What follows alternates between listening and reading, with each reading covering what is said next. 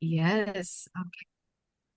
Thank you so much. Again, welcome to our free UPCAT 2027 review offered by the Scholar ng Bayan. Ayan.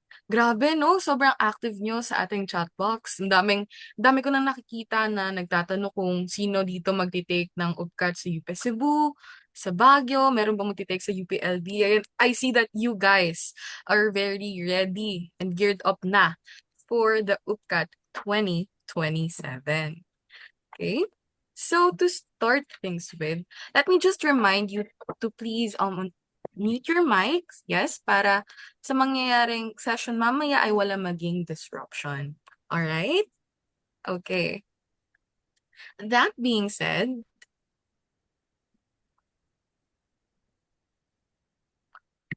show of hands nga tayo sa mga ready na sa UPCAT 2027. Show of hands again. Dali. Sino bang ready na sa UPCAT 2027? What I see, ayan, nasa 95, 92. Grabe, nasa 100 plus na, no? My God.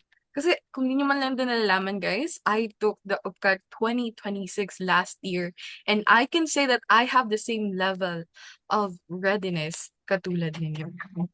But kung ready na ang iba, saang subject kayo pinaka-kinakabahan? Sige nga. Patingin nga sa chat box. Sang subject kayo kinakabahan sa math ba? Sa science? English? Reading comprehension? Sige, tingnan muna natin. Sige, tignan nga natin. Sa math, sa chem, math sci. Okay, physics. Daming takot sa math, daming takot sa chem. I see, sa vocab sa lahat. Well, worry no more dahil nandito na ang IMB to save the day. I am Maria Tricia A. Sandro, and I will be your host for tonight's review session. And to start things with, papakilala ko lang sa inyo ang 15 intensive review sessions offered by the INB program na pwede ninyong i-take during your preparation period para sa nalalapit na UPCAT 2027. So, nag-start na ang batch 3 and meron pa rin tayong susunod na batch 4.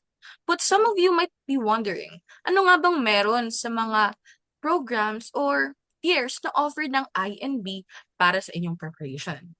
So, of course, meron tayong 2,999 pesos package wherein, ayan, free Zoom. Syempre, kasama dyan ang Zoom meetings, mock exams, open chat line with your professors or instructors, and of course, a face-to-face final coaching to really ensure na pag nag-take na kayo ng exam, alam nyo na ang pwedeng mangyari and ready na kayo sa mga pwede nyong gawin and sagutan. Ang pangalawa na naman nating tier ay nasa 5,999 pesos. That includes Zoom meetings, mock exams, open chat lines, face-to-face final coaching, and what sets it apart from the 2,999 package ay meron tong 4 months of access to 100 recorded lectures. So sabihin natin na ngayon pa lang kayo magpapa-enroll or sasali sa program na ito. Well, makaka-catch up agad kayo sa 4 months worth of access sa mga naging recorded lectures ng ating mga instructors. And lastly, magkakaroon pa kayo ng one-on-one mentorship sessions with these amazing people. Kaya ano pang hinihintay nyo? Well, enroll na kayo sa ating INB program.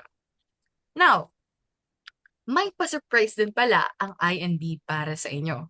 Para maging scholar ng bayan, we have offered you this following discounts. If you guys are highest honors sa inyong class this school year, you are eligible for a 20% discount.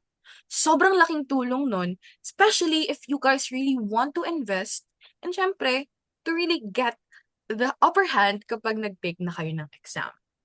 And pagdating naman sa ating group discounts, kasi parang lungkot naman kung kayo lang mag-isa mag-review, right?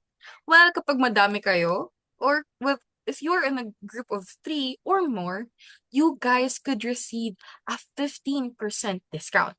And in order for you to be able to avail these discounts, if you guys will enroll in this program, you can message us for inquiries and enrollment details sa ating Facebook page at Scholar ng Bayan.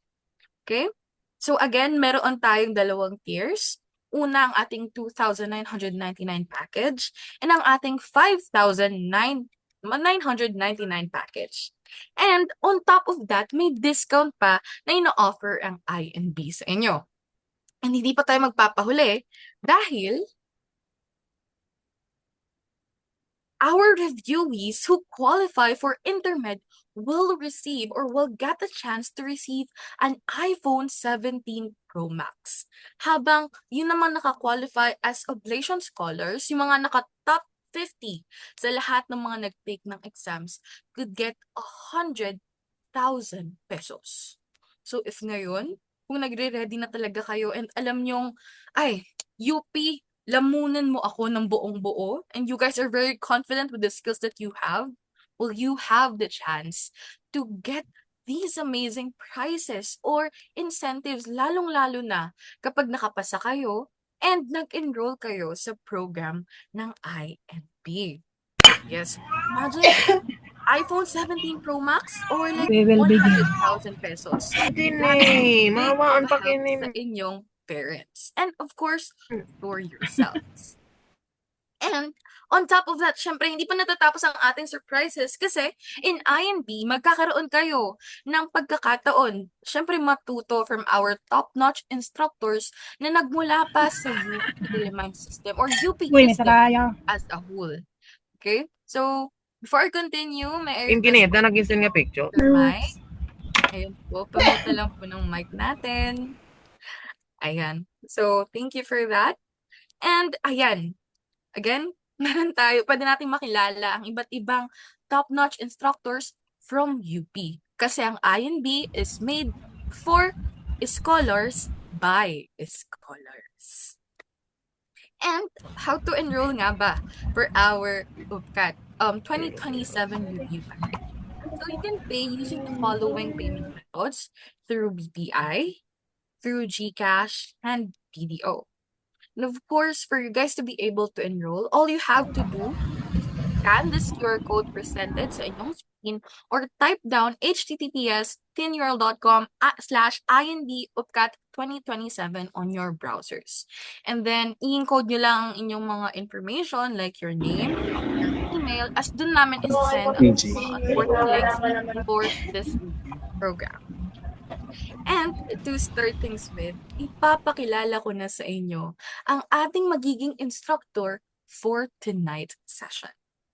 Everyone, may I please welcome Ms. Sachika Asuni Sagisa, a UP Diliman summa cum laude graduate of Bachelor of Science in Chemical Engineering. And also, she became widely known for earning 1.000 GWA or flat uno during her first year in college. And she is the newest addition to our amazing roster of instructors. Because if you guys don't know, Miss Sachika is actually featured by ABS-CBN News and Philstar during her time na pag-aaral niya sa UP. And now, she is here to impart her knowledge to us in teaching you guys the tips or syempre din ang inyong mga pwedeng gawin while answering the questions related to math. So with that being said, let us all welcome Ms. Sachika Azuni Sagisa. Hello, good evening. Rinig po ba ako? Yes po, you're audible po. Okay. So, thank you so much po for that introduction. So, I'm busy ng chat. So, again, I am Sachika, and today I will be sharing some study tips na sana ay makatulong sa inyo in preparing for the UPCAT. Last year, I also shared some tips, and I believe the recording is still up sa YouTube channel ng Scholar ng Bayan. So, if you want, you can go ahead and watch that kasi today I will be sharing tips na medyo iba. So, a bit different sa mga sinabi ko noon. And magsasolve din tayo later ng a few exercises for math. Okay, I'm sorry, di ko maano yung or later I will read. Okay, so let's start with my first and favorite tip. Ay, sorry po.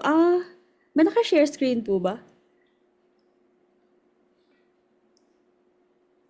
Ay, charot. Ako po ba mag-share screen? Sorry po. Akala ko po, okay, wait na po. I'm gonna share my screen. I thought may naka-share screen dito. Okay, wait lang po. Di pa naman ako marunong mag-share screen in Canva.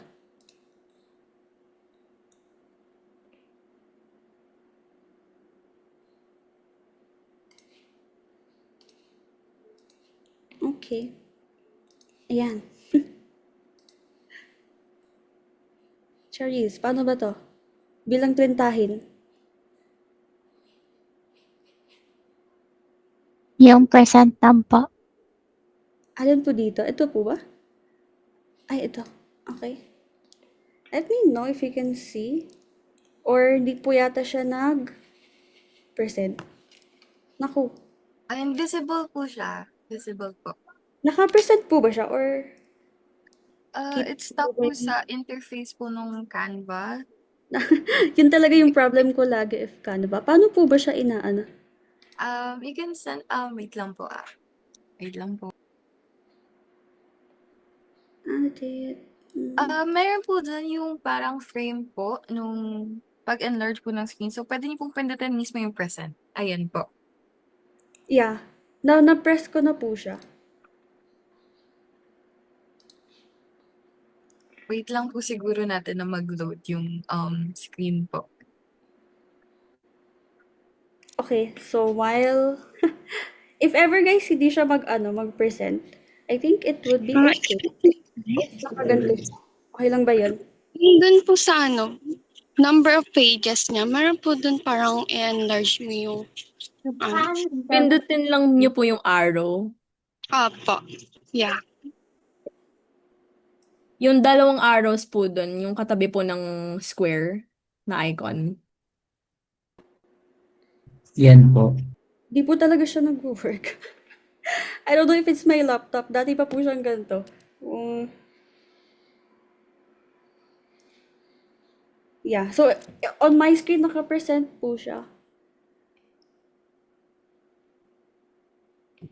Maybe Sashika, if you wish po, you can send na lang slides sa GC na ginawa nila para Okay po. Ay, makapag-send na lang sa sample.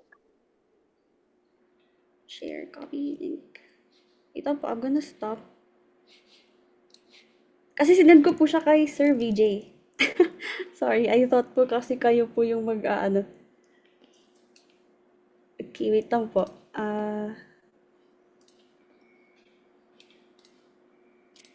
Ay, charis. Accept. Okay. Ayan po.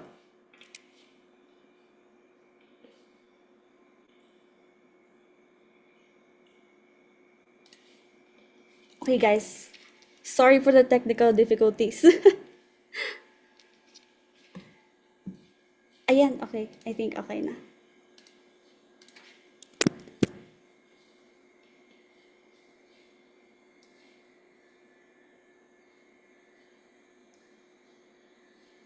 Okay.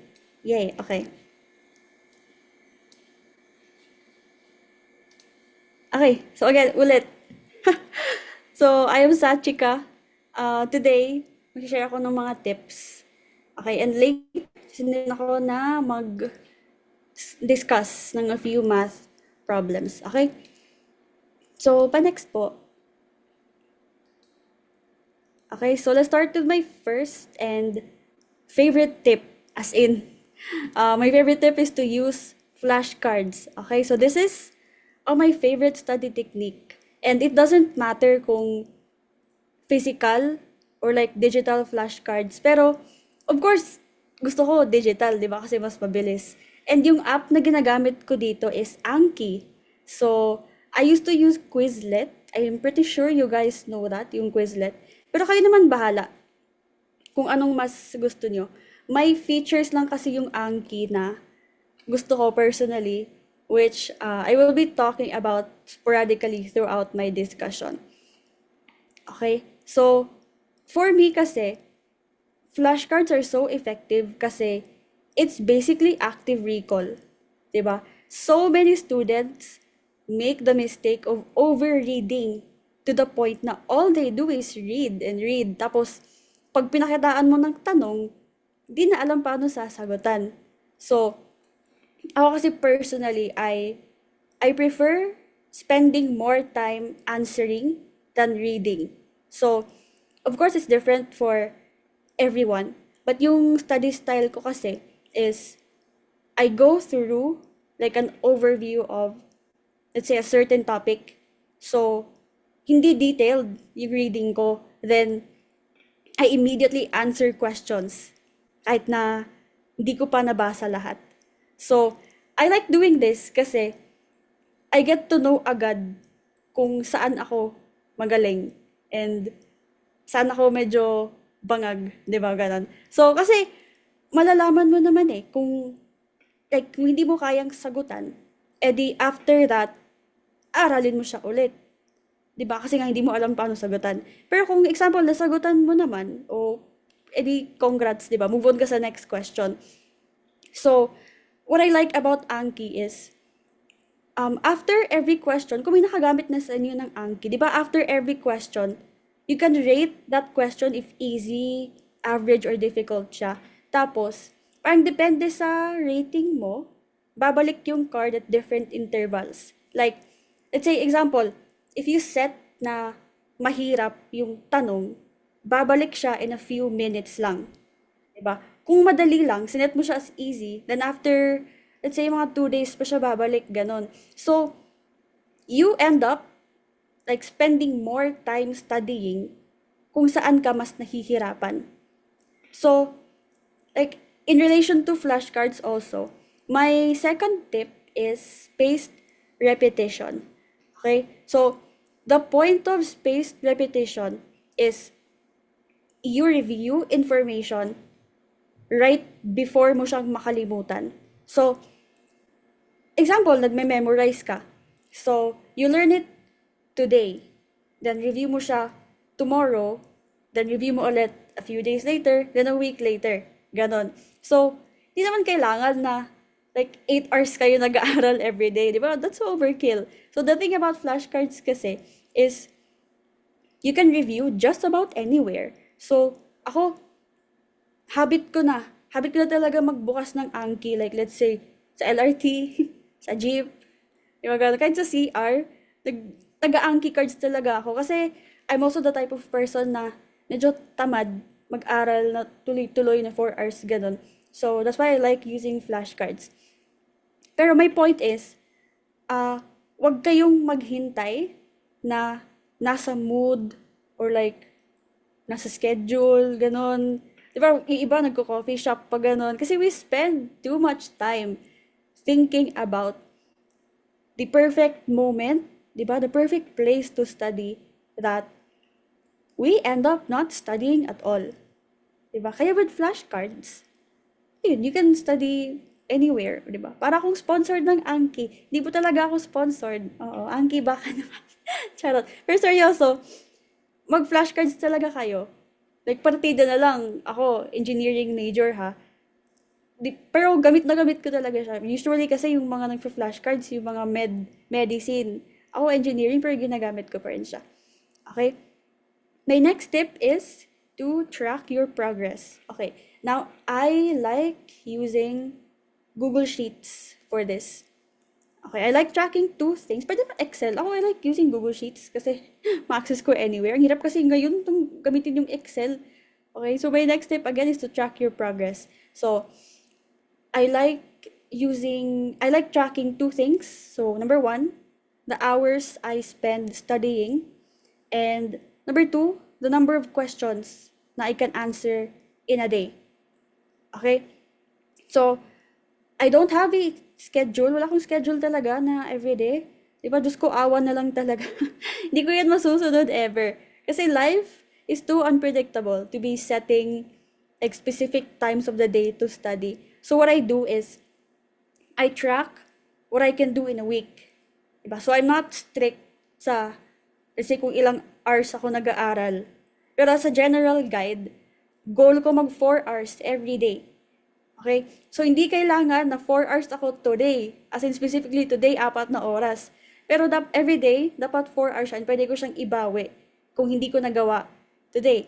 Kasi, ayun, example, paano na lang kung may ganap ka, ganun. Eh di, ligwak yung 4 na oras mo, di ba? And the thing is, madi-discourage ka ng ganyan. So, tapos, paano rin if, like, sinapian ka ni Linda Walker today, di ba? Tapos kaya mong mag 10 hours. O, paano yan? 4 lang yung sinet mo. So, titigil ka ba sa pag-aaral? So, for me, scheduling is not important. It's more important to have a goal na tatapusin nyo. Okay? So, also with this method, parang namomotivate ako to go over my goal. Kasi, like example, alam mo yung feeling na, like, dadamihan ko pag-study until Thursday, ganon. Tapos by Friday, kahit mag-Roblox na ako buong araw, di ba? So, okay lang kasi natapos ko na. So, you'll find that most of the time, pag ganito, excited ka na lang mag-advance. Alam mo yun, like, imbes na mag-rest ka by Friday, like, wala na, nag-advance ka na for next week hanggang sa umabot yung araw ng upkat. Kaka-advance mo, di mo na malaking exam na pala bukas. So, additionally, the thing with tracking your progress like this is hindi ka madi-discourage kapag hindi mo natapos lahat today. Kasi as I've said, ayun, may bukas pa. So, kaya mo pang ihabol. Basta, i-track mo lang siya sa spreadsheet. So, as I've said earlier also, I also like tracking the number of questions I can answer. So, it all links back to flashcards again. So, syempre sa simula, sagot kayo ng, let's say, 100 questions a day, ganyan. Tapos next week, nagiging 150 a day. Tapos until eventually, kaya nyo na mag 1,000 questions a day. So, dumadali naman siya. Kasi, the more you study, the more na nagiging familiar yung questions. So, parang less than a minute mo na lang sinasagutan yung every question. Kasi, yun, alam mo na eh. So, binibilang ko siya in my spreadsheet as well.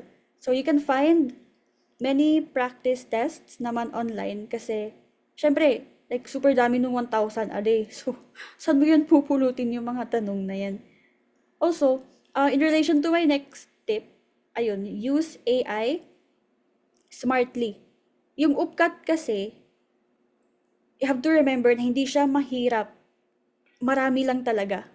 Okay? So, you have to study wider, not deeper.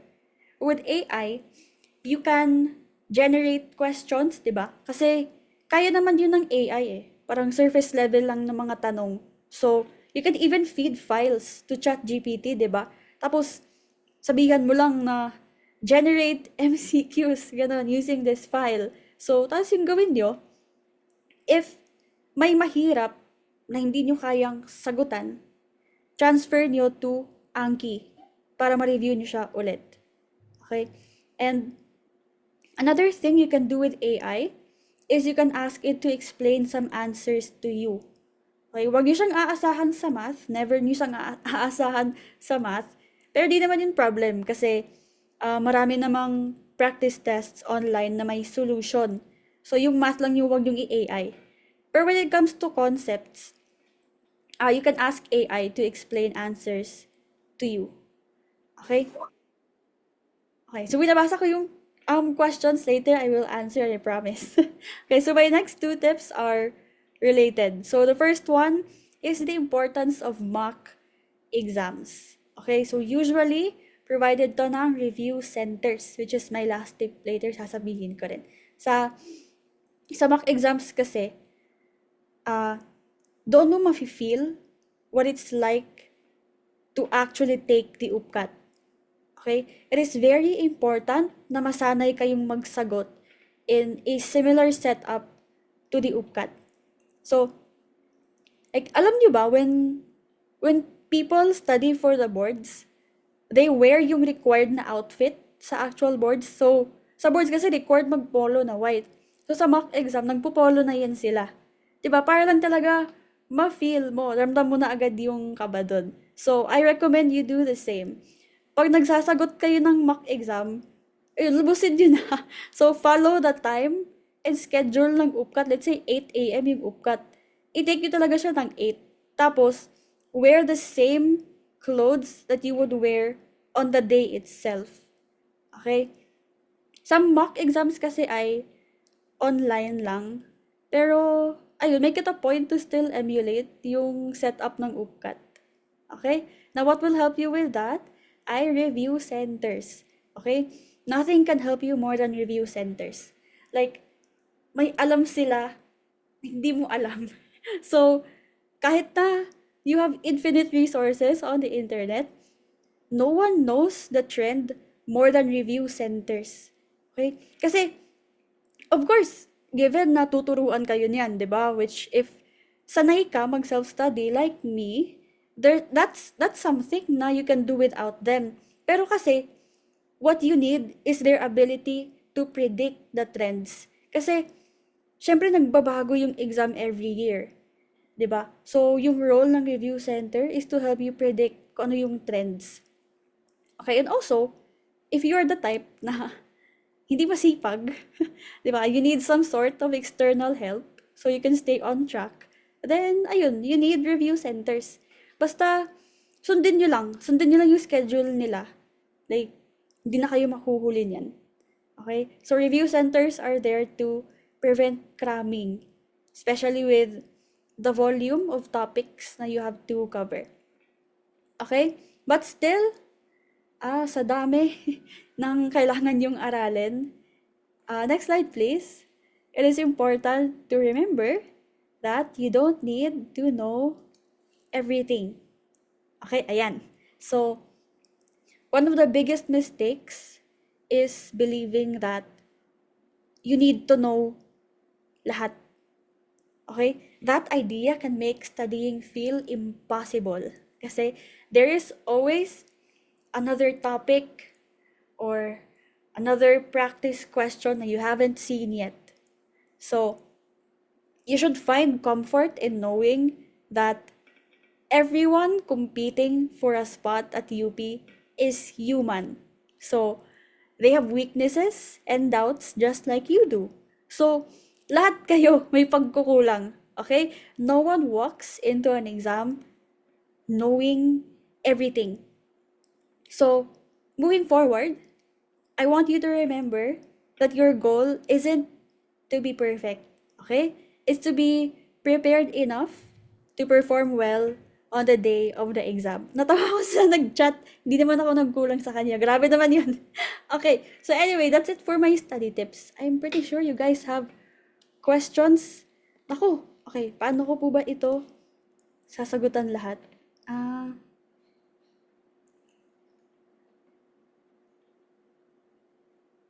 Okay. Can you guys send again your questions? Okay, so anong ilalagay? Ano yan? Mo ate sa Anki? Formulas or practice questions? Okay. Ako, this is my study style. Depende na yun sa inyo if you like taking notes. Ako kasi, I don't like taking notes. Kahit in class, I really don't like note-taking. Yung ginagawa ko is, if allowed yung gadgets, kung ano yung sinasabi ng teacher na wala sa PowerPoint, nilalagay ko sa Anki. So, to answer your question, anong nilalagay ko sa Anki? Lahat. Okay? Lahat. Mga formula na you have to remember, problem solving na you have to answer, mga ganon, yung concepts, lahat. Okay? Doon ko nilalagay sa Anki. Kasi, kung madali lang yung tanong, pwede naman iset as easy. And then, like, a few days mo pa siya makikita ulit. So, yun, paano optimize, na ma-maximize yung pag ano mo. Ano to? Ano po ang itsura ng Anki po? It's parang star. May star yung ano niya. Yung icon, ano yun? Basta, okay. Ay, hindi siya available pala sa mobile if you want to make cards. You can edit the cards sa website. Okay? Pero may ano siya, may app for PC. Doon ka pwedeng gumawa ng cards Tapos if you want to review, ayun, pwede siya sa phone, sa website nila.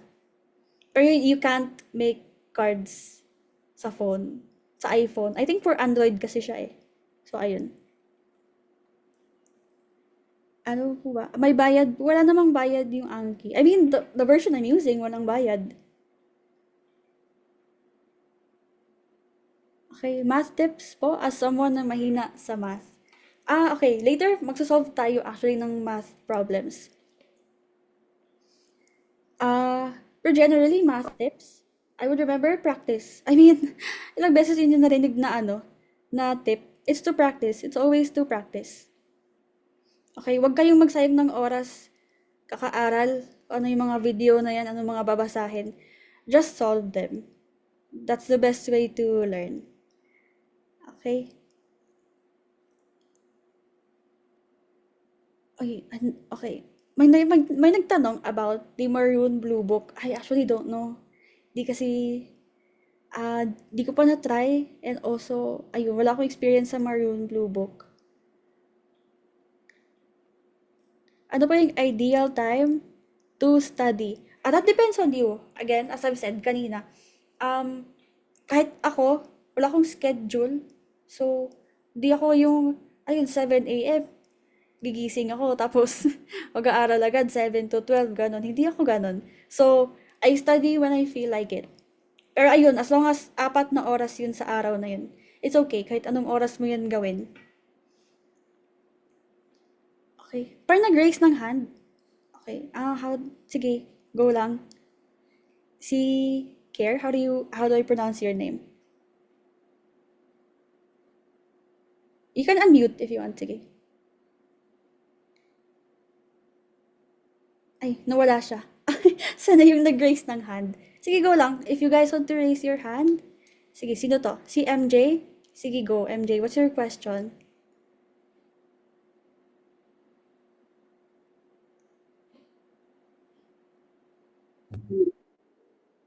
Hey, hello.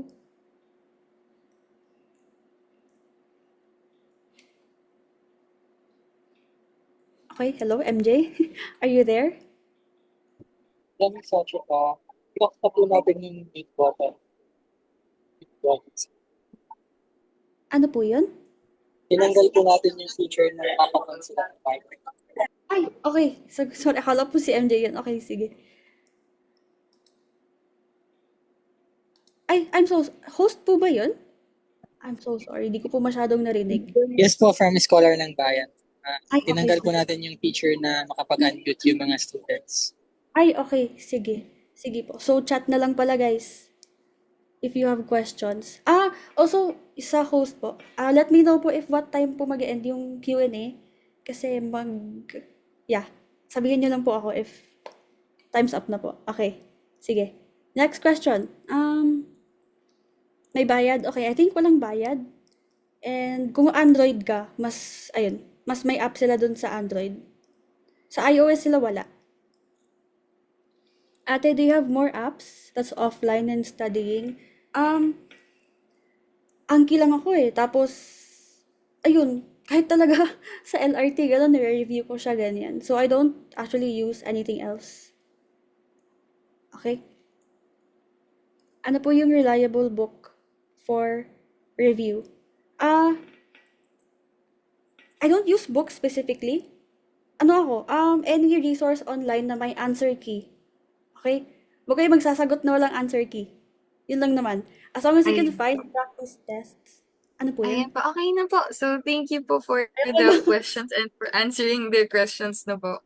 It's already magsa 7:40 na po. So, I guess that would be alright na po. And for others naman po na may other questions pa, I suggest for you guys to please save it for later as we'll head now on to the review session itself. Ayan po. Okay, so, hello again, guys. So, ako ulit. Okay, so, let's answer a few math problems.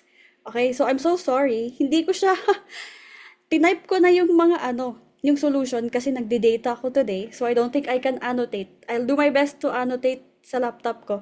Pero ayun, I hope you can still follow kahit na nakatype yung solution. Jump scare. Okay, so first question.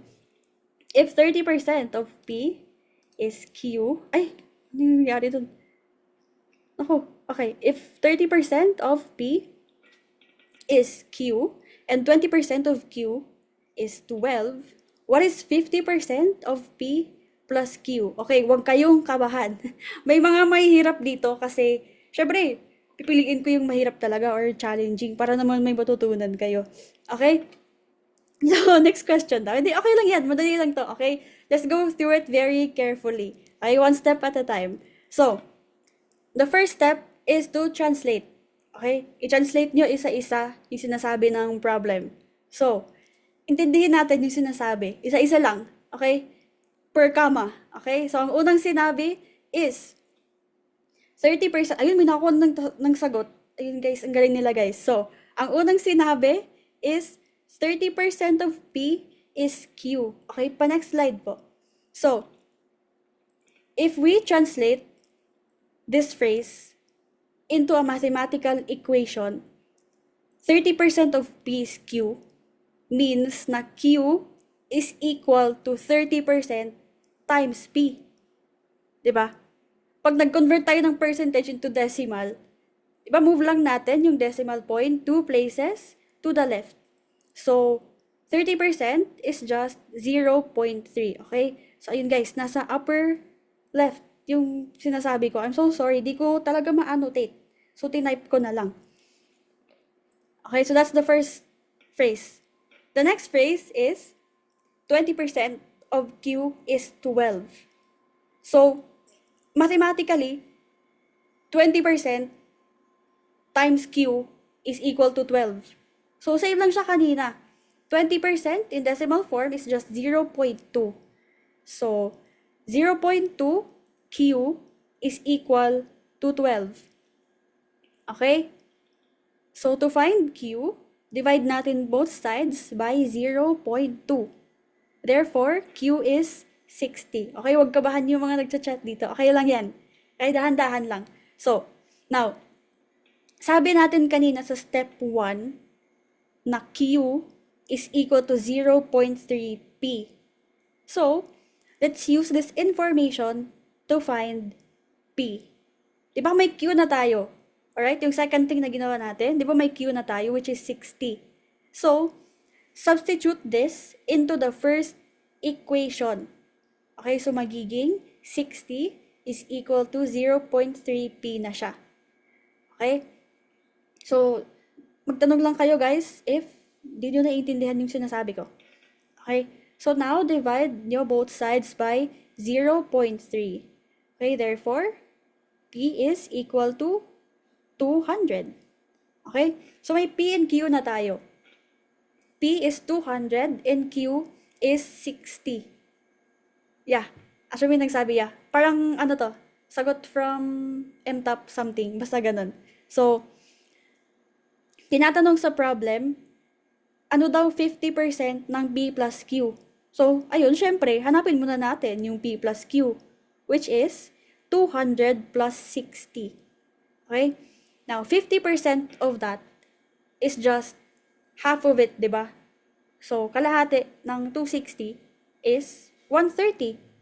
So, alternatively, you can just take half of P and half of Q, tapos add nyo lang together. Di ba? Kayo bahala. Okay? So, ayun, may nagsabi dito, madali yung solution, reading comprehension, mahirap, yes. Okay? So, pag ganito, mukha talaga siyang mahirap kasi you have to understand kung ano yung hinihingi.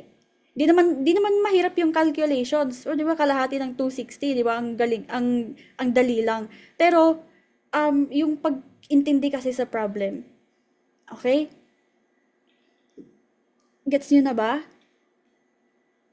Magsabi kayo if may mga tanong. So, yeah. MTOP to, tama. Kinuha ko to online lang din. Okay? What topic po ito? Di kasi ako, I don't like teaching na per topic. Very random to, sunod-sunod. Iba-iba sila. Okay? May nagtanong dito, paano po nakuha yung 60? Ito, sa lower left, So, sabi kasi yung second phrase niya is 20% of Q is 12. Okay? So, ibig sabihin, 20% times Q is equal to 12. Ganyan. Ayun, doon nakuha yung 60. Paano po siya na-convert sa Q is equal to 0.3p? Okay, that one is galing dito sa first thing na ginawa natin, upper left. Okay? Di ba, sabi dito, 30% of P is Q. Yan yung una natin translate. So, ibig sabihin, Q is equal to 0.3P. Okay? Tapos, sa second phrase, nakuha natin yung value ng Q. Dito sa first equation, di ba, yung kulang naman natin dito is dalawang variables. May Q tayo dito sa second. Nilagay natin dun sa first. Di makuha natin yung P. Okay?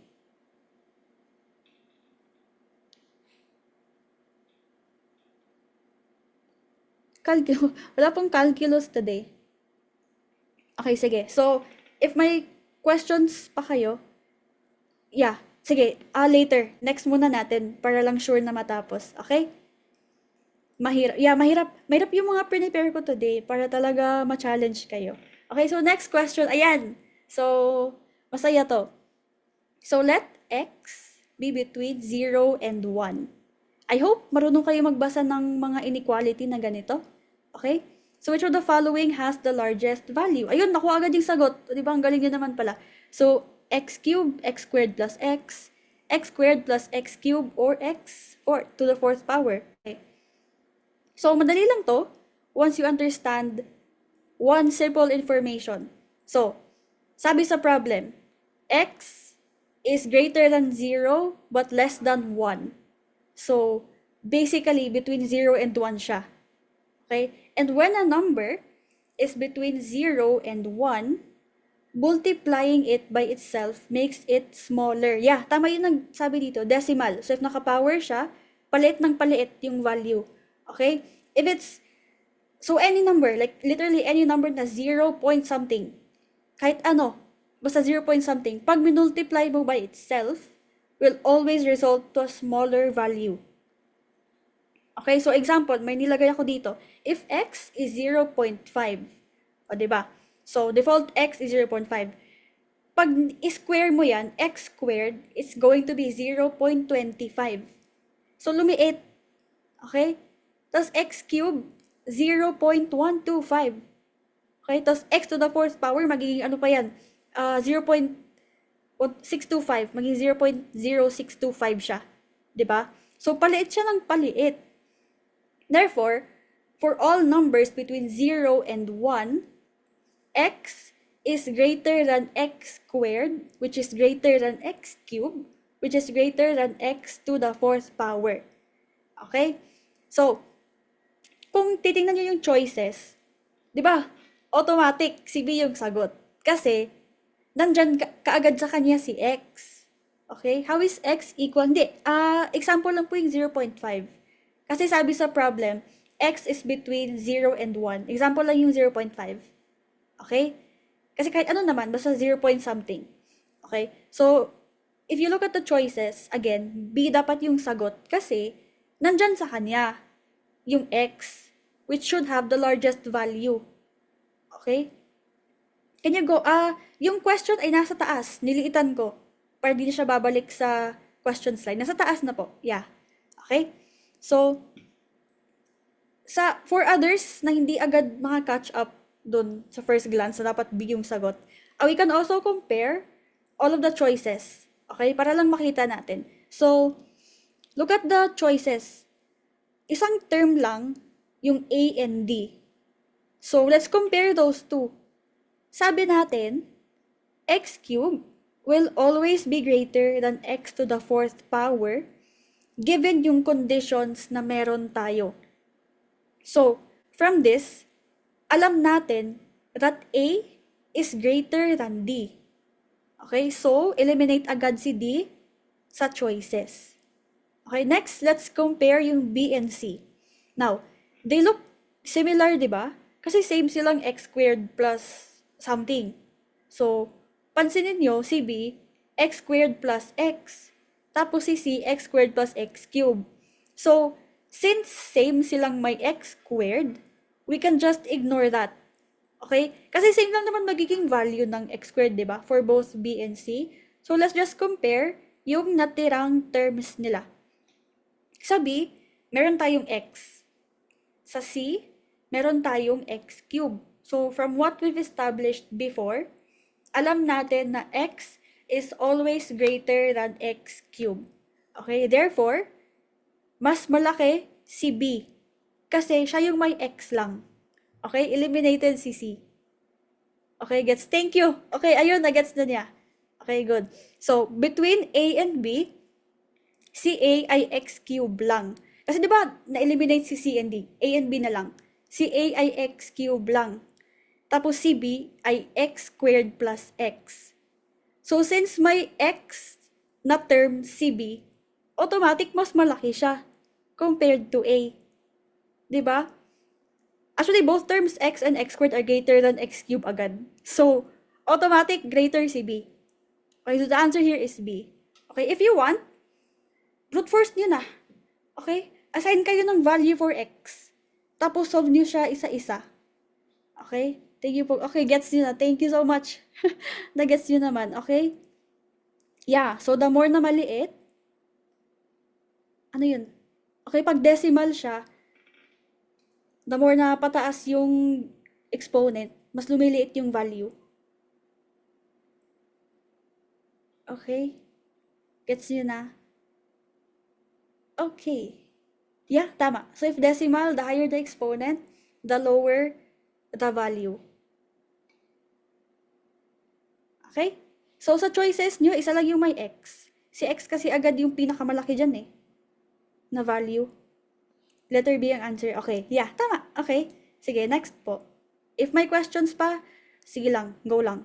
Later, sasagutan kayo lahat. Okay. Okay, so anong number to? Wala palang number. So, number 3 yata to. Okay, so this is super easy. As long as you remember. Ay lang, bilis. Okay, tama. So, as long as you remember kung ano yung form ng difference of two squares. Okay, next po. So, one important thing you need to remember for the UPCAT is you have to learn how to recognize patterns. So, from high school, we know that any expression in the form a squared minus b squared is a difference of two squares. Okay? So, from the name, difference, so minus of two squares. So, literal na dalawang squares. A squared and b squared yun. So, if you factor out an expression of this form, di ba dapat a minus b times a plus b yan siya? Okay? So, sa problem natin, 255 squared minus 245 squared looks like a squared minus b squared. Tingnan nyo yung form. Di ba? Same lang sila. So, difference of two squares din yan siya. Where a is 255 and b is 245. Di ba magkamukha lang sila? Right? So, if a is 255 and b is 245, if we can factor out using yung form for the difference of two squares, which is a minus b times a plus b, so dapat, ano siya, 255 minus 245 times 255 plus 245 lang siya. Okay? So we can then apply the rules of PEMDAS. So, 255 minus 245 is 10. And 245 plus 255 is 500. So, 10 times 500 is just 5,000. Okay? So, marami pa yan actually. So, like difference of two cubes, sum of two cubes. Yung mga aral nyo sa high school. So, you have to remember all of that ulit. Okay? So, may tanong ba? May shortcuts po. Okay. So, pag ganito kasi, yung math kasi talaga, it's more on recognizing eh. You have to practice. Hindi ka talaga gagaling kung hindi ka magsosolve. Yung iba kasi dito, di ba sabi nila, nakita nila yung question. So, it's more of recognizing questions. You have to answer them para next time you see them, you know how to approach it. Okay? Yeah, so this is difference of two squares. Yep, so tingnan nyo lang yung form. They look the same. Bawal po ba yes, bawal po yung calculator sa UPCAT.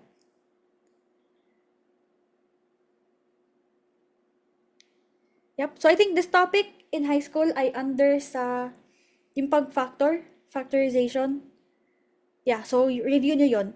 Meron din yung marami pa, like difference of two cubes. Di ba may formula din yon? Yeah. Kung kaya nyo naman, kung talagang wala na kayong choice sa UPCAT, i-brute force nyo. Kung kaya nyo i-square yung 255, go. I mean, technically, you can solve it pag gumano-mano kayo. You have to multiply. Ayun, may shortcut tayo na mga ganito. Applicable po bang FOIL method? You can. It's just really long. Kasi, di ba sa FOIL, mag-multiply ka pa ng 4 terms. So, I don't recommend na mag-FOIL kayo for this one.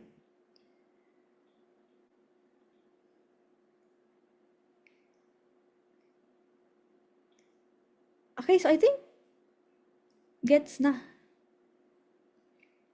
ng mga tao. Okay. Yeah, grade 8. If I remember correctly, grade 8 ito. So, recall your grade 8 concepts. Okay, sige. Pa-next po. I will answer again later, guys. Mga 6 yata yung questions natin today. Okay? So, number 4. Okay. What is the remainder when this number, di ko na babasahin when this number is divided by 9. Okay? Pa-next po. Okay. So, this is just a review on divisibility rules. Okay, specifically, divisibility rule for 9. Okay, so sabi, a number is divisible by 9 if the sum of all its digits is also divisible by 9. So basically, kung i-add mo lahat ng digits ng number mo, tapos you add them together, if that sum is divisible by 9, then the original number is also divisible by 9. Okay? So, ano ba example nito? 414. So, how do we know kung divisible siya by 9? 414. 414. So, i-add natin lahat ng digits. 4 plus 1 plus 4, which is 9. Okay? Is 9 divisible by 9? Yes. So, 14 is also divisible by 9. Yep. So, yeah, divisibility rules ito. So, ano sabi sa problem? Since tinatanong kung ano yung remainder, let's check first if divisible siya by 9. Okay? So, our number sa problem is 1, 2, 3, 4, 5, 1. Isang buong number to. 1, 2, 3, 4, 5, 1, 2, 3, 4, 5, 1, 2, 3, 4, 5. So, we need to get the sum of all the digits. Kung mapapansin nyo, it's just 1, 2, 3, 4, 5 over and over again. 3 times. Diba? Yung buong number mo, 1, 2, 3, 4, 5, 3 times. So, 1 plus 2 plus 3 plus 4 plus 5 is just 15. So, we have 3 of those. So, 15 times 3 is 45. Is 45 divisible by 9? Diba? Yes. Diba? Saktong kalahati. So, 45 divided by 9 is 5. So, wala tayong remainder. Okay? Therefore, the answer is 0. Okay? Yeah. So, this is divisibility rules. Marami yan. Sa 3, sa 9, yeah, marami siya. Gets? Okay. So, gets na niya. Paano po if the number isn't divisible by 9? So, ayun. Ano mo siya? Since lumiit yung number mo, kasi di ba you just added the digits. Lumiit yung number mo. So, pwede mo siyang i-divide by 9. Literal na long division. Okay? Tapos, kung ano yung remainder, then, yun na yung remainder. Okay?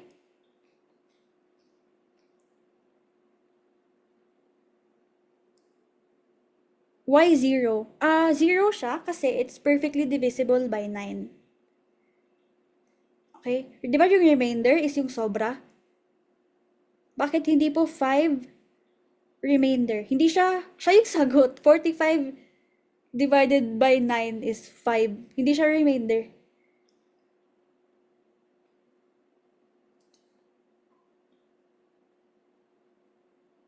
Ano pa yung tanong? So, 0 po kasi walang, 0 kasi walang remainder. Kasi divisible siya eh. Okay, yeah. Why po i-add lahat ng digits? Kasi it's a trick. Unless you want to divide this whole thing by 9, you have to use your divisibility rules.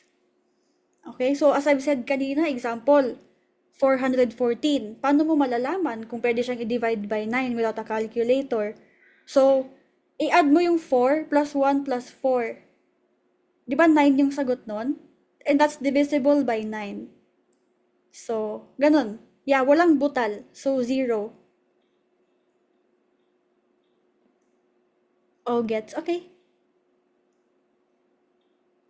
Is it applicable po ba kapag walang pattern? Yeah, kahit walang pattern. As long as divisible by 9 yung maging sum. Kahit po ba hindi, 1, 2, 3, 4, 5 na magkakasunod. Yeah, okay lang ipag-add. Basta i-add nyo lang. Sinabi ko lang na may pattern kasi siya. I-add nyo lang lahat ng digits.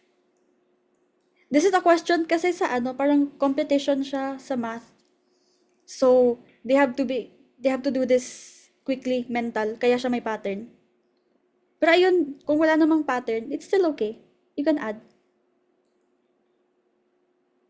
Possible po ba na yeah, walang pattern. As long as tinatanong, example, divisible by 3. So, ganun din. If you add the digits, kung divisible siya by 3, then, ayun, the original number is divisible by 3 as well.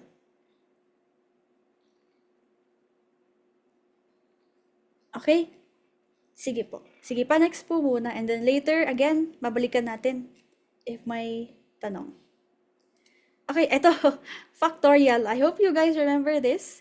So, what is the value of 10 factorial times 8 factorial times 6 blah blah blah blah over 9, 7, 5, 3, 1 factorial? Yes, grade 10, grade 9, grade 10 topic. So, factorials yan. Okay. Pa next po. Okay, so, recall from high school that a factorial is the product of a positive integer and all the positive integers below it. So, in short, multiply mo lang yung number na yon by all the numbers below it. Okay? Tatry ko nga mag-annotate. I'll do my best. So, let's say, 4 factorial is equal to 4 times 3 times 2 times 1. Diba? Similarly, 3 factorial is 3 times 2 times 1. So, a factorial is something na, itong number na to, i-multiply mo by all the numbers below it. Okay? So, from here, we can see na ito, this is just 3 factorial, di ba? So, ibig sabihin, I can write 4 factorial as 4 times 3 factorial. Okay? So, let's look at the expression. Mapapansin nyo, meron tayong 10 factorial over 9 factorial. Ito, oh. Yan. Meron din tayong 8 over 7, 6, 5, 4, 3, 2, 1. Okay? So, mas madali siyang i-simplify if we look at the individual fractions na meron tayo. Yep, so hindi niyo siya lalahatin. Ang tagal nito, 'di ba? So, let's look at 10 factorial over 9 factorial. Ito. Yung 10 factorial kasi, this is just 10 times 9 factorial. 'Di ba? So, kung i-divide natin siya by, ayun, tinusumulat. Delete ko lang Ayun. So, if you rewrite this as 10 di na nag-delete. If you rewrite this as 10 times 9 factorial over 9 factorial, we can cancel this. We can cancel yung 9 factorial. Okay? So, 10 na lang yung matitira. Sa buong expression na to, wala na yan. 10 na lang yan. Okay? So, if we do the same thing sa other fractions natin, diba we can simplify itong sunod, 8 factorial over 7 factorial. This is just 8 times 7 factorial over 7 factorial, diba? So, makakancel mo to. So, ibig sabihin, this is just 8. Okay? So, it's the same thing for everything. So, 6 over 5, wala na din yan. This is just 6. 4 over 3 is just 4. And 2 over 1 is just 2. Okay? So, makakancel mo. Wag mo siyang i-multiply lahat. Grabe, ang hirap nun. Okay? So, from here, multiply lang natin. Okay? Let's multiply. Yun na yung challenge nyo kasi wala nang trick dito. I-multiply nyo na talaga. 10 times 8 times 6 times 4 times 2. Okay? Pero, yeah, sabi dito, upcat won't give na ganyang kalaki. Yeah. So, hindi naman ganun kalaki. I'm just showing you the tricks. Pag may ganito, dapat ma-recognize nyo na you can do this. Okay? So, pwede nyo siyang i-breakdown. So, 10 times 8 is 80. As times 6, 480 times 4, 1920 times 2, 3840.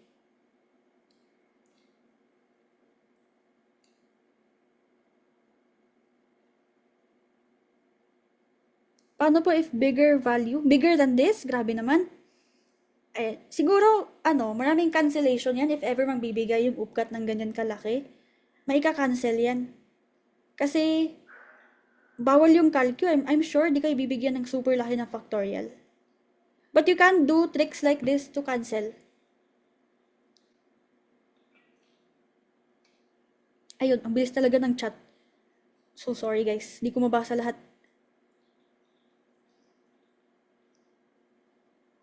What if po malayo, like 10 factorial over 7 factorial? It's the same thing. 10 factorial, over pala. Undo, over 7 factorial. You can just write this as 10 times 9 times 8 times 7 factorial over 7. Makakancel mo rin to. So, 10 times 9 times 8 ka na lang. Okay?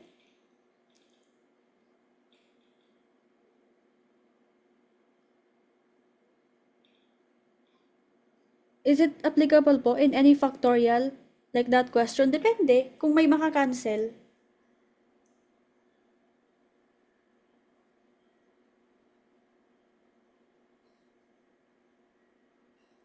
Okay, gets na daw. Okay, so next. Next po, nakakapag-annotate naman pala ako. Okay, next one. Bob opened a book and discovered that the sum of these 2-page numbers was 21. But what do you get if you multiply these two numbers? Okay, ayan na si Bob the Builder. So, nagbukas daw siya ng book. Yung 2 pages na magkatabi, 21 daw yung sum ng numbers nila. So, of course, since magkasunod sila, di ba 2 consecutive integers yan? Di naman pwede magkatabi yung 8 and 11, di ba? Kaya naman to i-mental. Ito yata yung pinakamadali sa lahat ng na-prepare ko. Kaya siya i-mental. Pero for the sake of this discussion, let's use algebra. Okay? So, for now, unknown yung page numbers.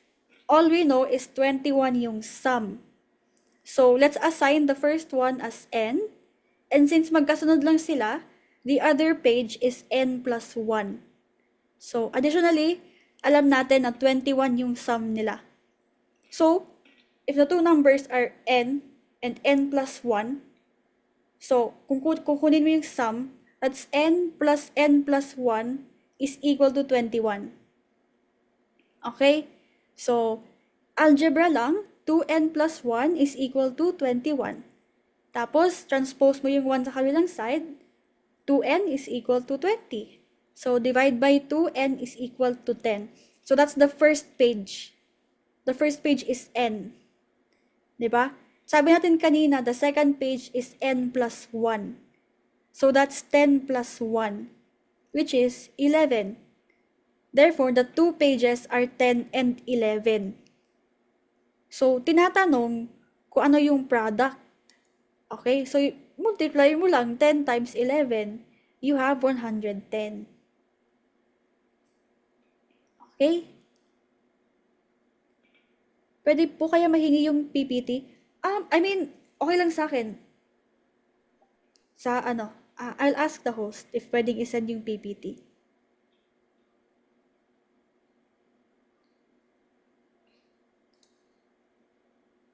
Okay?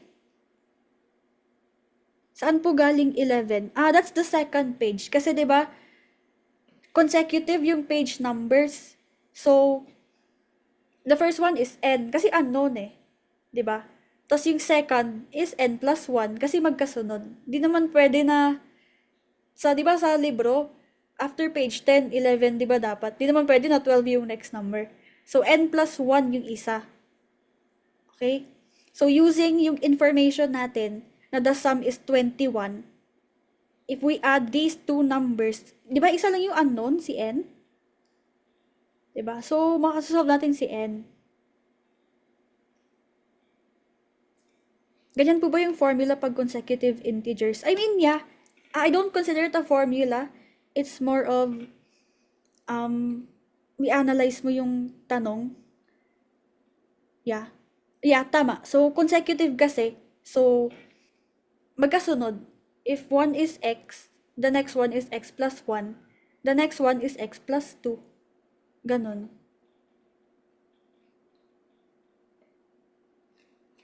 May tanong po ba?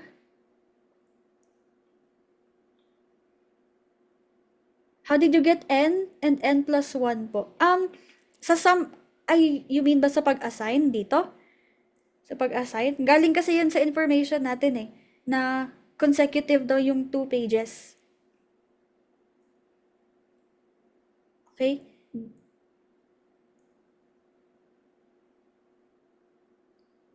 Okay, so i-upload na po yung recording sa YouTube so you can watch again.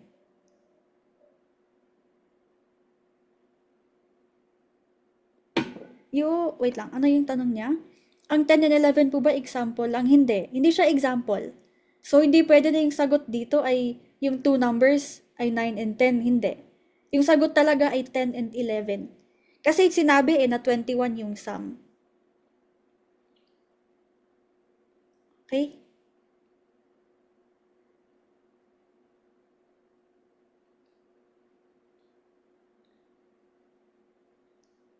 So, I think, yan na po yung last. Kasi, wala na akong na-prepare na iba. Kasi baka hindi nakasya sa time. So,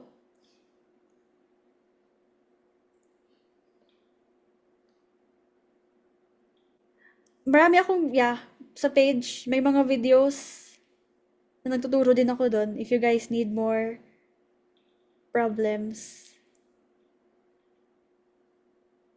Physics. Last year, natuturo ko ng physics. I don't know if this year, ma-assign ako ulit sa physics. I think I will be assigned to chem.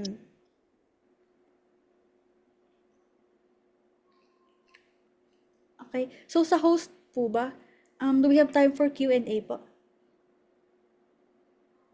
Po, we can entertain some questions po. Diba po kasi since kanina is nakat po, so pwede naman po ngayon na mag-entertain po ng questions.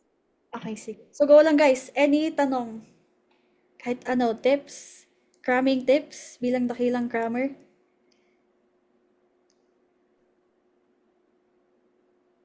What do you suggest we learn in math before taking the UPCAT? Yeah, fundamentals. Sabi nung nag-reply sa'yo. So, you need to learn the fundamentals. Dead ma talaga sa mga yung mga mahihirap. Pag nyo na yun pansinin. As I've said earlier, yung UPCAT dapat you study wider, not deeper. Okay? Paramihan yun. Paramihan kayo niyan ng nalalaman. Di yun palaliman.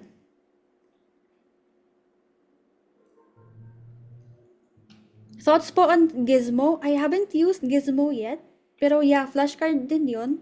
Kung ano yung mas gusto niyo. Ako, I like Anki kasi ayun, yung feature niya na masiset mo yung tanong as easy, ganun-ganon. Depende pag lumabas, tas di mo nasagutan, edi hard. Babalik siya ulit in a few minutes. Kung easy lang, edi a few days pa siya babalik. So, I like that feature. Very important yun for me. Para di ko na inuulit-ulit yung mga memorize ko naman na.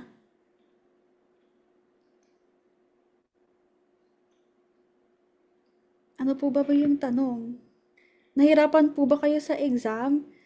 Hindi ano guys, hindi siya mahirap pero mahaba. Ako di ko natapos, sasabihin ko na, di ko natapos. Di ko natapos talaga yung exam. Pero hindi siya mahirap, it's just really long. Tapos pag hindi mo ma-recognize yung patterns, may iilan kasi na at a point, need mo nang i-brute force. Di ba yung mga tinuro ko kanina, mga tricks? Paano pag under pressure, din yung ma-recognize na difference of two squares pala yun. So, edi isi-square nyo yung buong 255, di ba? So, yun yung problem. Hindi naman mahirap, it's just really long. Tsaka yung pinakita kong iba kanina, mahirap na rin naman na yun. Okay? Hindi kayo bibigyan ng super big numbers sa UPCAT. Pero siguro may iilan, I'm not sure. Pero sa time ko, I remember, hindi ganun kalaki yung numbers. Yung ilang questions nga, basic ano lang eh. Sa trig, basic Sokatowa, ganon. Di naman siya babalikta rin. Basic lang, basta alam nyo lang lahat. Yun yung tip ko, alam nyo lahat. Okay, kahit hindi ganon kalalim, as long as alam nyo lahat. Kaya pa ba ang UPCAT in less than a month? Yeah, kayang-kaya. Okay, kaya nyo yan. Kahit today kayo mag-start, kayang-kaya nyo yan. Tips to shotgun. Pick one letter. Kung wala na kayong choice, kung wala kayong masagot, pick one letter. Okay, ako I like choosing B or C. Kasi, syempre, di ba, nagtuturo na ako. So, sometimes I also make exams. And, pansin ko, I have this tendency to put the answer in between sa B and C. And, yun din yung pansin ko sa other teachers. Parang sa gitna nilalagay. Tapos yung iba sa A. So, I suggest, pag magsha-shotgun kayo, pick one letter, you have a higher chance of getting them correct. Kaysa yung iibahin nyo siya. Yeah. Okay? Pag di nyo alam, C for Christ. Lahat. C na. Okay? Pero last resort nyo na yun, ah. And syempre, elimination pa rin. What if, di ba, C yung pinili nyo, tapos yung C obviously wrong. Eh, di wag na kayo mag-C. Ganon. Eliminate nyo yung mga wrong na choices. Ano pa to?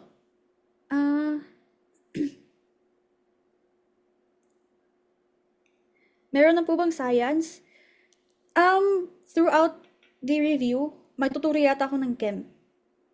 Okay, I'm not sure if math yung bibigay sa akin or physics or chem. Basta magtuturo ako. Yun yung sure. Depende siguro kung ano yung kailangan.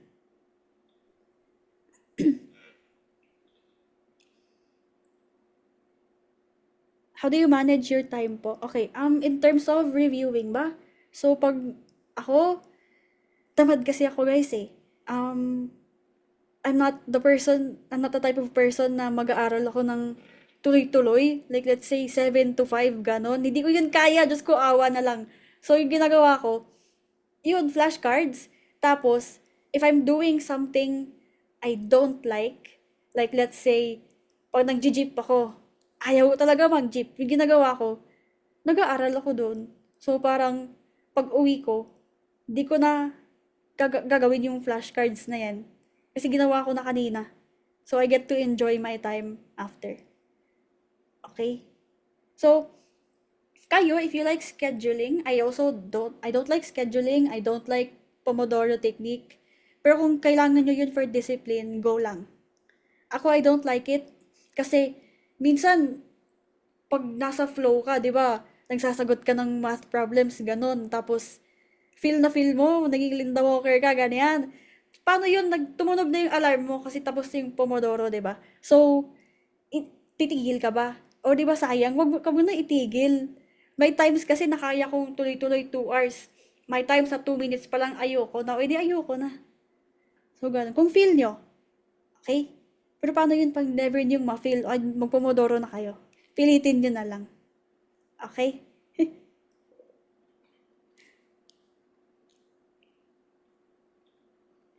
What is n po? Ay, n sa equation kanina. Unknown. Siya yung unknown. Kasi di natin alam yung pages. Cramming tips. Flashcards talaga. Ay, ewan ko ba, para kung sponsor ng Angkin, di ako sponsor, di ako binayaran. Pero flashcards talaga. Kung magka-cram kayo, aralin nyo lahat, kahit surface level lang. Tapos, magsagot kayo ng magsagot. I remember sa time ko, nag-cram din ako. Wala akong review center. Hindi ako nag-aral na yung normal. Alam mo yung may discussion, ganyan. Hindi. Kasi nag-cram din ako. So, yung ginawa ko lang nun is, bumili ako ng book. I forgot anong book yon. Basta parang for entrance exam. Tapos, sinagutan ko lang yung questions. Bali, wala akong parang discussion talaga. Nagsagot lang ako na nagsagot. Pumasa naman. Pumasa naman ako sa UP. Pero huwag kayo mag-cram, guys. As early as now, mag-start na kayo. Nakaka-planning talaga mag-cram. Wow.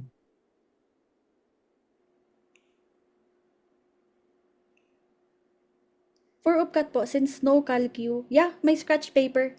Bawal calcu pero may scratch paper. Grabe naman kung walang paper. Kawawa naman kayo niyan. So yeah, may paper naman. Also, dun din yung isa kong suggestion when you're studying, i-paper nyo na. Okay? So, I'm pretty sure marami sa inyo ay nag-iPad. Nag-iPad na rin ako pag nag-aaral. Pero when you're studying, try to use paper. Kasi pansin ko, when I take exams, kasi sanay akong mag-study sa iPad digital. So, na-undo. Sa actual exam, you can't undo. So, pansin ko yung scratch paper ko magulo. So, pag binalikan ko yung tanong, di ko siya mahanap kasi di ako sanay mag-arrange. Kasi sanay ako na na-undo ko siya digitally. So, ayun, when you're studying, use pen and paper. Okay. What subject did you find the hardest po? Filipino. Filipino talaga. I think siya lang yung hindi ko line of 9. Kinuha ko yung UPG ko. Line of 9 lahat, except for reading comprehension kasi nadali sa Filipino. Yun tayo yung lowest ko. Okay? So, identify yung weakness nyo, okay? Huwag yung iba puro math. Di napapansin, mahirap pala yung Filipino rin. So, ayun. Yung surface level knowledge po ba ay applicable for every subject? Ay, if you're cramming, yeah. Kahit surface level na lang. Kung nagka-cram na talaga kayo. Huwag masyadong mag-focus on one. Dapat diversify. Tapos, as long as you know many things, kahit na hindi nyo masyadong na-dive deep, it's okay. It's okay. Kasi, UPCAT naman ay general knowledge talaga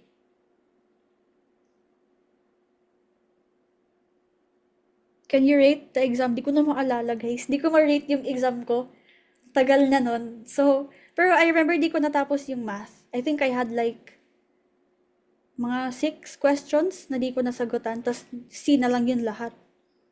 Yun na, bahala na. Can you explain molar mass? Okay, pag mag-enroll kayo, nag-endorse pa nga. Okay, pag mag-enroll kayo, magtuturo ako ng chem. I'm pretty sure i-assign nila ako sa chem.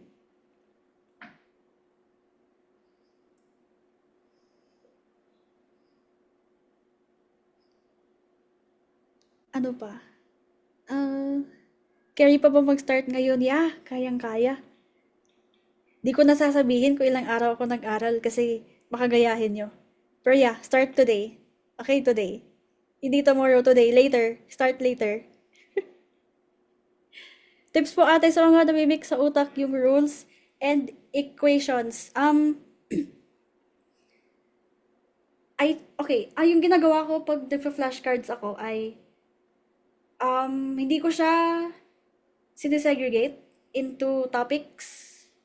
Yung parang dapat sanay ako na if I see a question, I can recognize ko anong topic yan. Kasi di ba yung disadvantage pag example, nagno-notes kayo, tapos yung topic nyo ay algebra, yung topic nyo ay factoring. Pag nagsasagot kayo ng problems there, madali kasi alam nyo yung topic factoring, so you know what equations to use. Eh paano pag siya, like iba-iba na yung order, hindi nyo alam kung anong topic yon. So, I suggest na pag nagpa-flashcards kayo, huwag niyo siyang sagutan in order. Parang dapat naka-shuffle para masanay kayo na ma-recognize ko what equations to use and also to recognize the topic. Okay? Para din nyo siya nami-mix sa utak nyo.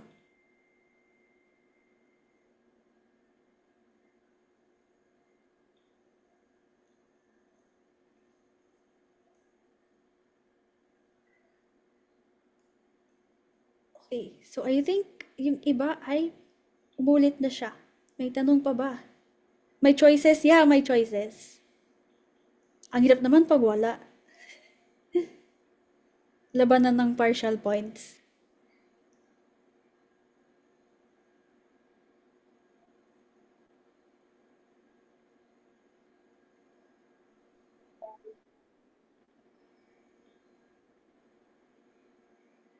Hi po, pwede po nag-unmute na lang.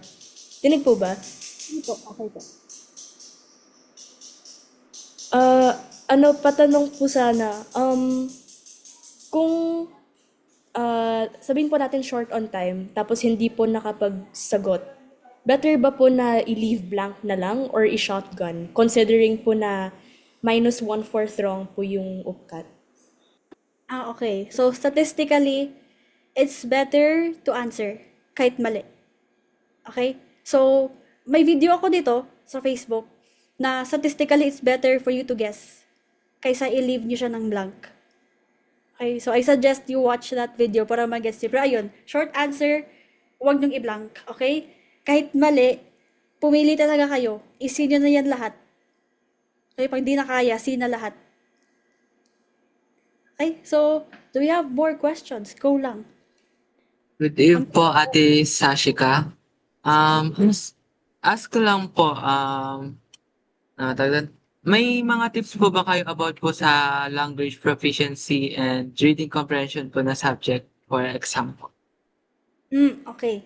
So, I mean, I don't know if I'm the right person to ask this kasi ang baba ng reading comprehension ko. Pero sa English, I suggest, I forgot ko ano yung ginamit ko dati, pero online, I was answering mga questions din na for UPCAT. I'm pretty sure right now, marami na din mga resources. And since may AI na tayo ngayon, kung hindi nyo gets, kasi minsan, di ba, may passage, may tinanong, may sagot. Di nyo alam bakit yun yung sagot.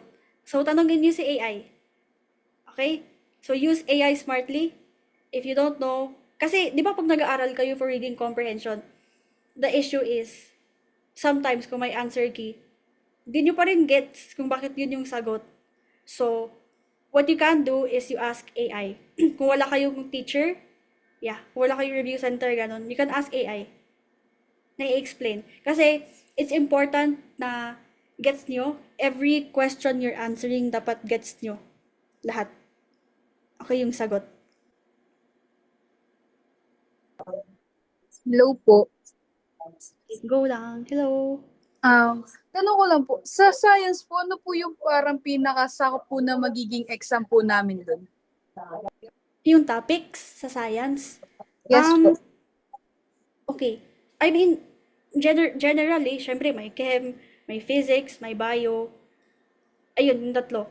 And, yung covered, di ko alam yung coverage ng physics. Actually, di ko alam talaga yung exact coverage. I think tutulungan kayo ng niyan, ng Scholar ng Bayan. Kasi ako ay naka-assign lang po sa topics. So, ayun. Pero, generally, high school, I think, marami siyang grade 7 to 10. Tapos, pag senior high, it's more on trig. Ayun, more on trig siya. Yung mga Sokatowa, ganun yung marami. Tapos, meron din yung mga domain-domain. I remember. Okay? Good evening So, po. Can I ask something? good evening. Yeah, sure. With regards to memorizing the periodic table, anong groups po yung parang mostly nalabas for us to memorize efficiently kesa sa buong periodic table yung i-memorize? Okay. So, periodic table, I suggest you memorize, first 4 periods. So, hindi siya group, period. Yung first 4 periods mo. Okay. I'm not sure. Di ko malala kung given yung atomic mass yan sa problem. Pero, if hindi, syempre you have to memorize, di ba? So, yung gawin niya lang is generally, atomic mass is just twice the atomic number. It's not always true, but decent guide na siya. Okay? So, i-memorize, wala kayong magagawa. You have to memorize. I think ako, kabisado ko until 20 lang. Ganon. Pero memorize ko pati yung atomic mass. Kasi, ayun, times 2 siya ng atomic number. So, that's one general guide if you have to memorize the periodic table. Pero I think, ibibigay naman yun. Okay, thank you. Sige. Good evening po. Hello? Hello po. Hello? Hello? Yep. Good evening po, Miss. Regarding lang din po sa chem, paano po kaya mag-start po mag-review doon? Kasi po medyo mahirap po siya para sa akin. And marami po nagsasabi na most depende po sa testing center po yung ano po, baka daw po maraming chem or maraming physics. So, yun lang po. Okay. So, sa ganon, there's not one answer sa kung saan yung marami. You have to assume na equal lahat. Physics, chem, bio. Okay? And my tip for chem is, wag kayong mag-hyperfixate on solving. Okay? Pansin nyo sa escolar ng bayan, wala ko masyadong videos na nagsosolve ako. Kasi I think sa chem, okay, if you want to study solving, you can try yung mag-balance ng equation, calorimetry, yung mga MCAT, di ba alam niyo yung equation niyo, yung MCAT? Yung mga ganon. Tapos sa chem kasi, ang daming concepts. Okay, so you have to understand. Dapat di nyo lang memorize yung MCAT na formula. Dapat gets nyo kung bakit siya ganon. Gets nyo yung difference kung specific heat versus kung hindi siya specific. Okay, alam nyo ba yung difference? If it's specific, it's per gram. Okay, per mass. I mean, not specifically per gram, per mass. Okay, so dapat gets nyo yun.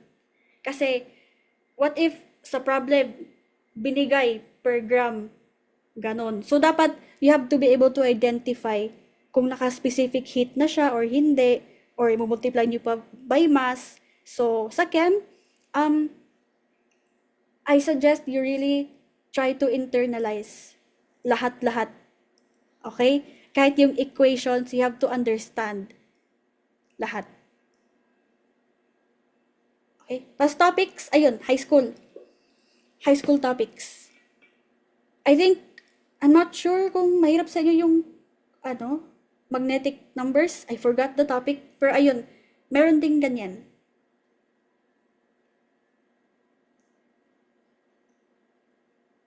Okay? Any more questions po? Hi Hello po. po. Hello?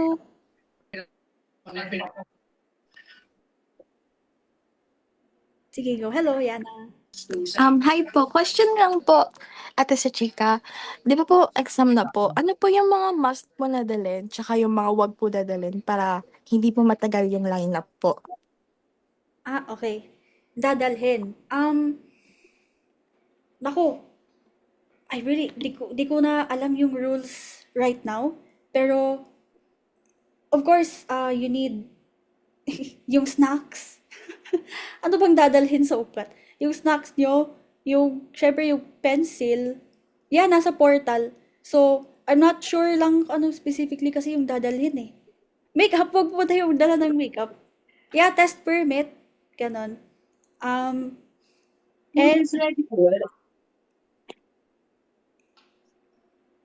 ano po yun?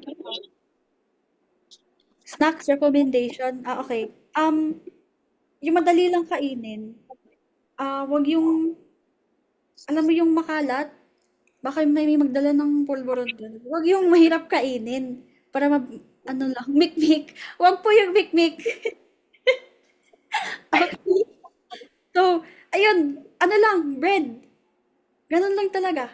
Tapos, I'm not sure if required na ilagay sa clear na envelope. Sa boards kasi required eh. Na ilagay nyo sa clear na lagayan. Ayan. Okay, hello? Sige, go. Go lang, tanong lang guys. Ayan.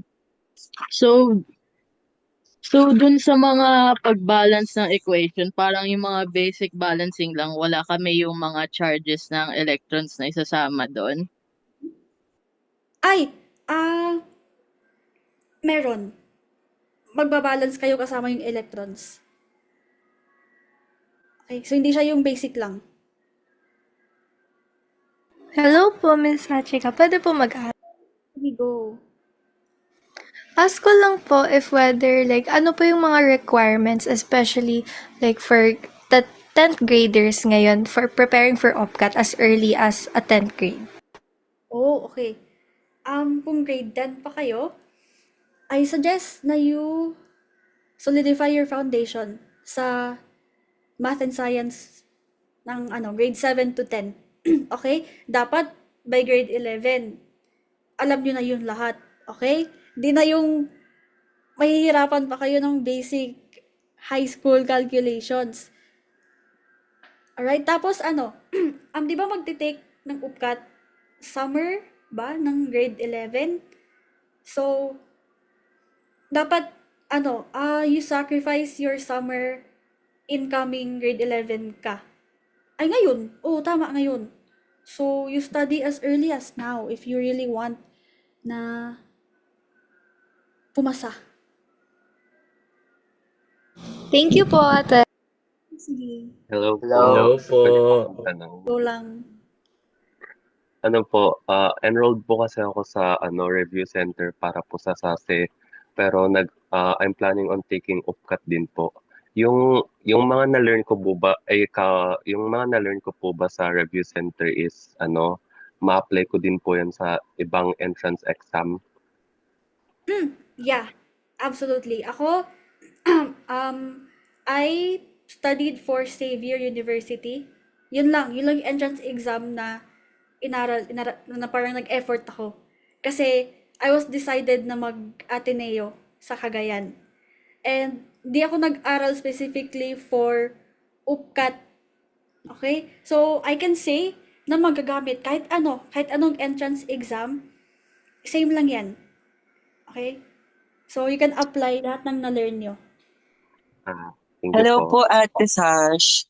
Hello. Ate, may tanong lang po ako as a grade 12 student po. Do you have any tips po on how to study for UPCAT after a long day po sa school? Opo. Okay.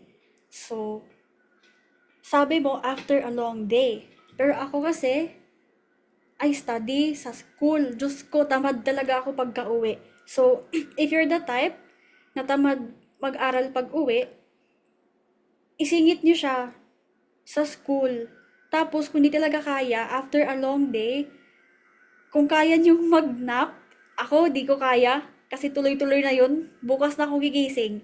So, kung kaya nyo mag-nap, try to, muna, take a break pagka-uwi. Tapos, doon pa kayo mag-aral. Okay? Okay Tapos, po, thank you. sige, okay, sure. Hello po, ate. Hello po.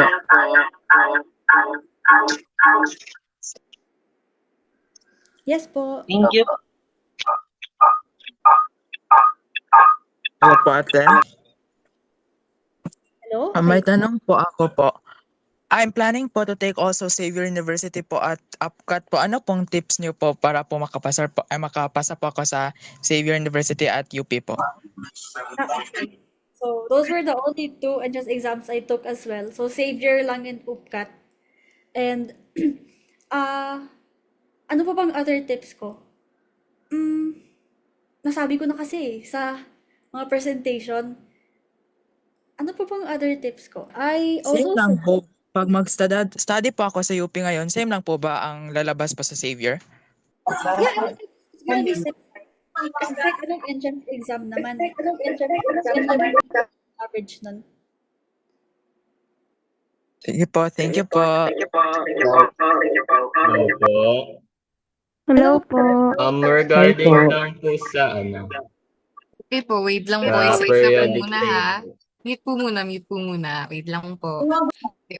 Unahin po muna natin yung mga kanina pa naka-raise hand po. So, let's have Kier Zayden Malapote po. Ayan. Hello po. Hello po. Okay, so ask ko lang po kung para sa inyo, saan po pinakamahirap sa language proficiency po, sa reading comprehension, science, or sa mathematics po? Okay. So that's a very personal question. Ako, syempre, mahirap sa akin yung basta may Filipino. Kahit ano, basta may Filipino. Kasi weakness ko talaga siya dati pa. Pero ayun, yeah. That's my answer. Yun. So, huwag kayo masyadong mag-hyperfixate on math dahil known siya na mahirap. So, you also need to really diversify. Okay? Thank you po. Ayan. So, next po tayo, let's have Miss Juliana Gundran. Ayan, Miss Juliana. Good evening po. Hello, good evening. Ask lang po if pagdating regarding sa pagre-review, ano po yung mas better unahin? Yung solvings po ba, like math and science, or like yung mga mabababaw na subjects like English and Filipino? Thank you po. Okay. So, yung study style ko, I like to study lahat every day. So, what I mean when I say lahat is, dapat every day, meron akong makover sa each topic. Okay? Yung mahirap kasi, let's say, for this week, nag-math ka. Next week, makakalimutan mo yun. Okay? So, what you do is, again, using your flashcards, dito na naman si sponsored by Anki, yung gagawin nyo ay magsagot kayo ng, let's say, 100, let's say 50. 50 math today. Tapos 50 rin na reading comprehension. Tomorrow, 50 ulit. Basta every day, mag-aaral kayo ng every topic. Okay? So, next po, siguro last 6 questions for the session po. Last 6 po, okay? So, let's have Mr. Jared Jamie dito po.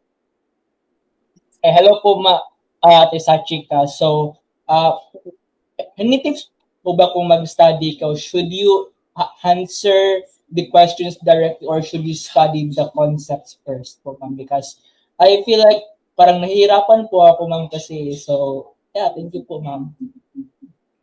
Okay. So, ako, I am very, parang, pag nag-aaral ako, concept talaga eh. Alam niyo ba na, okay, sasabihin ko na lang.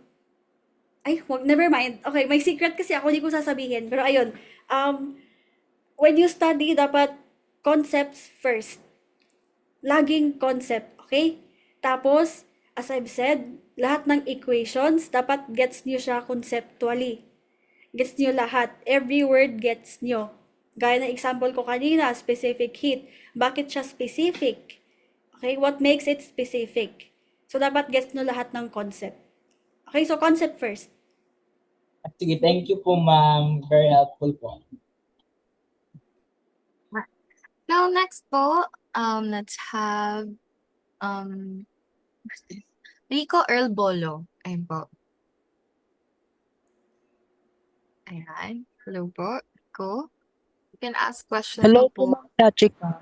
Hello. Hello. Hello? Yeah, I can hear you. Hello. Hello? Regarding po sa chemistry and biology, magaling naman po kasi ako sa chemistry and sa biology po 50-50. Nahihirapan lang po talaga ako sa earth science and physics as well. So ano po yung pwede nyong advice and tips regarding po dun? Okay. So, earth science and physics. Actually, ako, among the three sciences, weakest ko rin yung physics. And I found that what helps me the most is memorize. Wala kayong magagawa pag, let's say, hindi nyo siya magets conceptually. Kasi di ba sabi ko, approach ko, intindihin nyo yung concept. Pag hindi nyo kaya, i-memorize nyo na lang lahat ng formula. What I've found kasi sa physics compared to chem, dati, is mas kaya kong sagutan yung mga physics na mga tanong as long as memorize ko yung equations. Sa chem, mas kaya ko siya if gets ko yung equations. Okay, gets mo ba yung difference? Sa physics kasi, may iba na it's very, very formula heavy. Like let's say sa optics, 'di ba? So, yung equations, yung iba parang hindi mo siya magigets. So, I suggest you memorize the equations. Kasi, malalaman mo yung given, malalaman mo ano yung gagamitin na equation based sa given. Okay, so parang that's my last resort tip for you. Since sabi mo weakest mo yun. Okay? Last po na tanong. Sige, go. Regarding po sa earth science, dun po ba sa UPCAT, may lalabas po ba about dun sa theories about sa universe? Okay, well, depende yun sa batch. So, nag-iiba talaga yun eh. Di mo masasabi. So, I suggest you really learn everything, kahit na wag na masyadong malalim.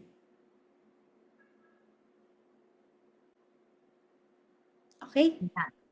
Okay po, so last three, we'll have Yuletide Constantino po. Yes. Okay, good evening po. Naririnig po ba ako? Yep, I can hear you.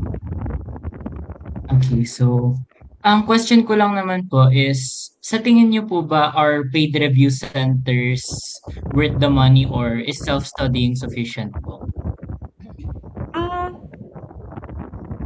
Depends on what you need. Are you the type na wala kang motivation or you need people to study with you? Kailangan mo mag-review center kung ganun. Okay? And also, if hindi ka sanay mag-self-study, kailangan mo talaga ng review center. Ako kasi, self-study ako eh. Thank you very much po. I'll take it into consideration po. Salamat. Ayan, so we're down to our last two questions, and then right after, we'll head on to, the end part of our session. Okay, so for the second to the last person po, let's have, ayan, si John Rich. Kanina pa siya naka-unmute. Okay, sige po. John Rich, pwede ka na po magtanong. Yes.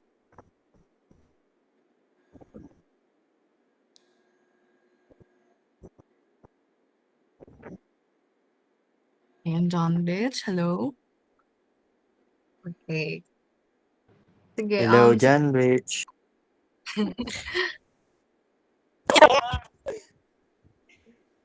Ayun. I suggest paki-chat na lang po siguro ng question na po so that we can entertain others. Okay, so let's have Eliza Jean. Ayan. Si Miss Eliza Jean po. Hello po, ate. Hello. So, yung question ko po is, if magte-take po ba ng test, allowed po ba na gumamit ng solution paper or yung scratch paper po? Yeah, allowed. Bibigyan kayo. Pwede po, last question po. Sige, go lang. If sa ibang subject po, like sa physics po, like may solution rate po, bibigyan po ba? Ano yun? Sorry, pakiulit.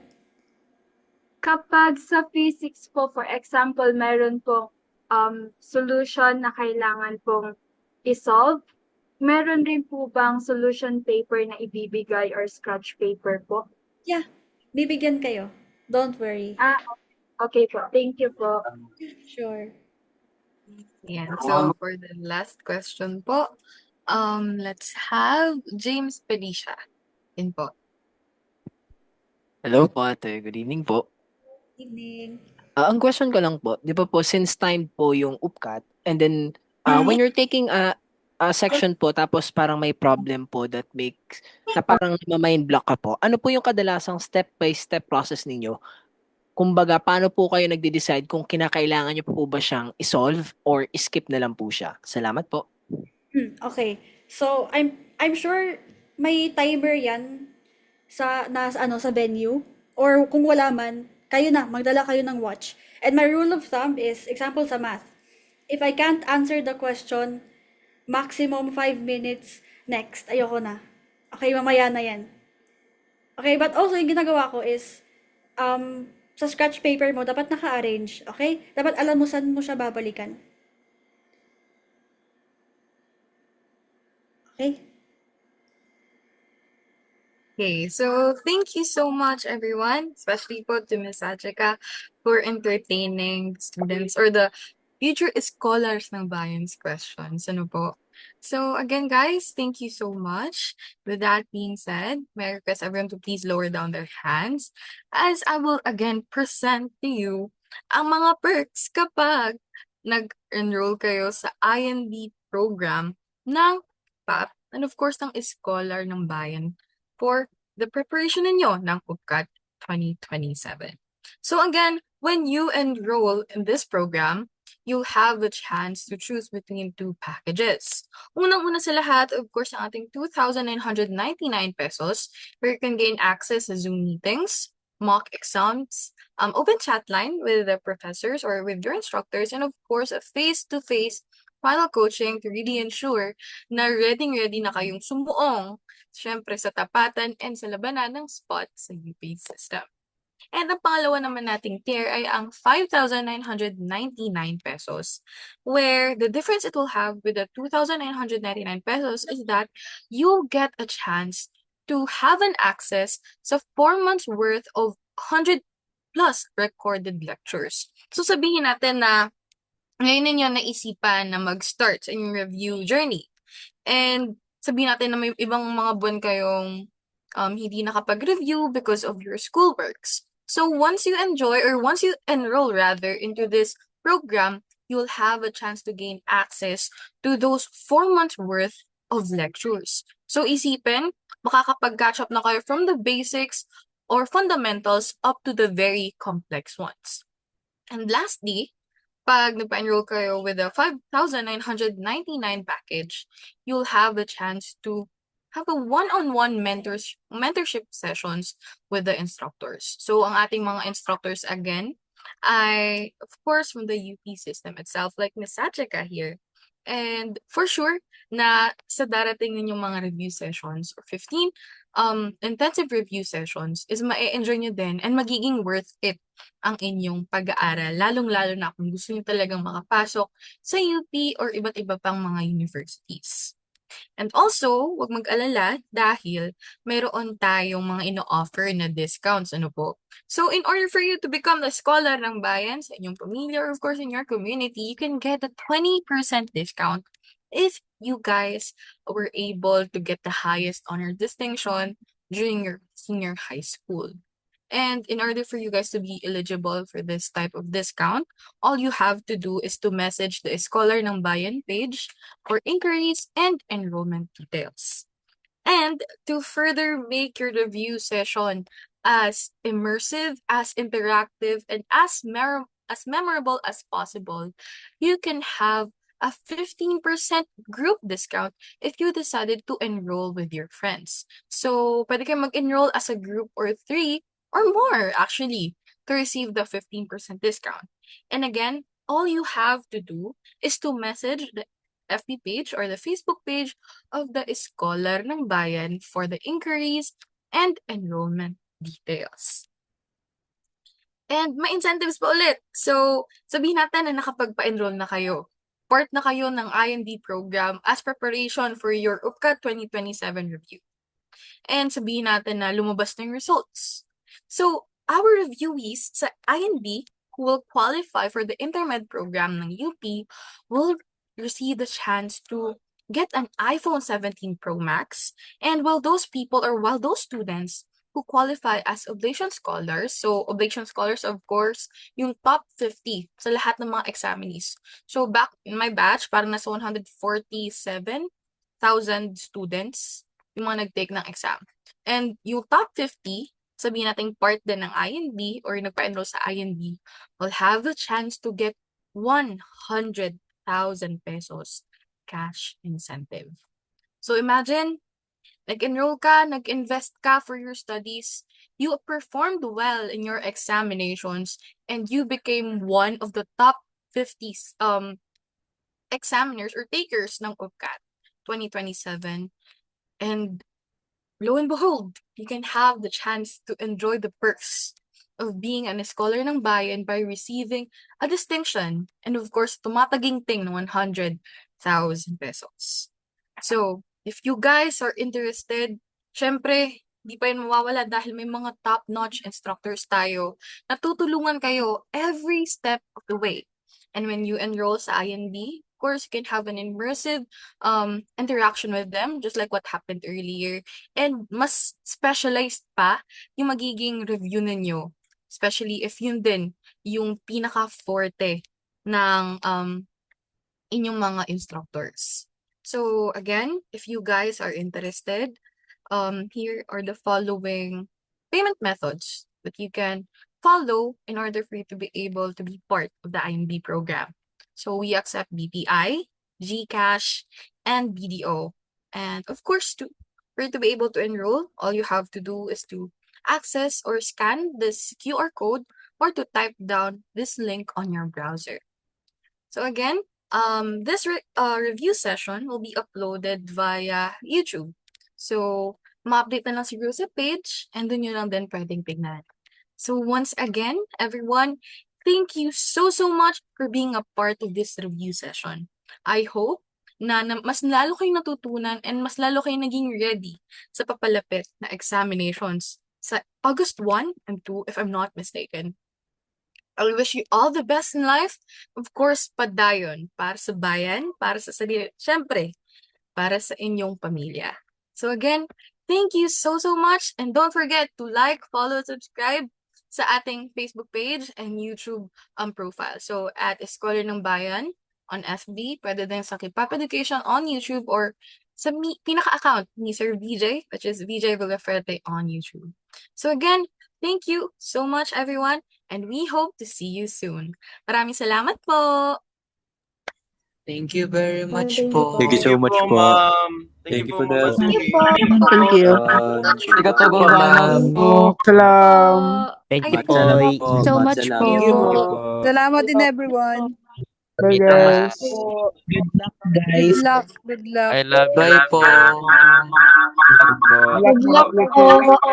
Amen, amen, Good amen, luck, amen. guys. Good luck sa inyong lahat. Love you. Love you. Good luck. I love you. Good Bye-bye. luck.